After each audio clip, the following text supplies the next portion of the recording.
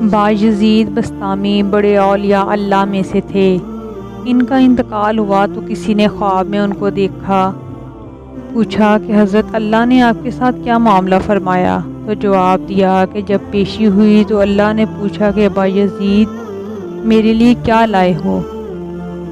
میں نے کچھ دیر سوچنے کے بعد کہا، اے اللہ، کوئی عبادت اس لائق نہیں کہ تیرے جناب میں پیش کر سکوں، سب میں عیب و قصور ہے، البتہ تیرے لیے توحید لایا ہوں، کیونکہ میرا عقیدہ تو مضبوط تھا کہ تو ہی سب کچھ کرنے والا ہے، نفع کا مالک تو، نقصان کا مالک تو، مشکل کشا تو، حاجت روا تو۔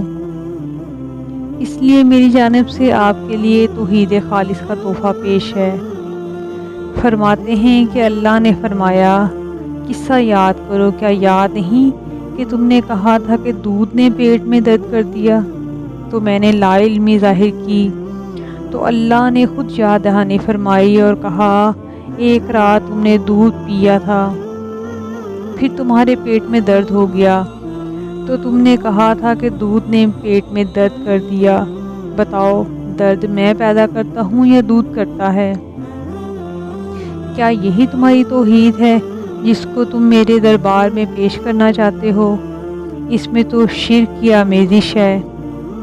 حضرت باجزید رحمۃ اللہ علیہ فرماتے ہیں کہ میں نے کہا کہ اے اللہ، میرے پاس تو کچھ نہیں ہے، نہ کوئی عمل نیکی، نہ ایمان و توحید جو تیرے شایان شان ہو، اس لیے محض اپنے فضل سے معاف فرما دے۔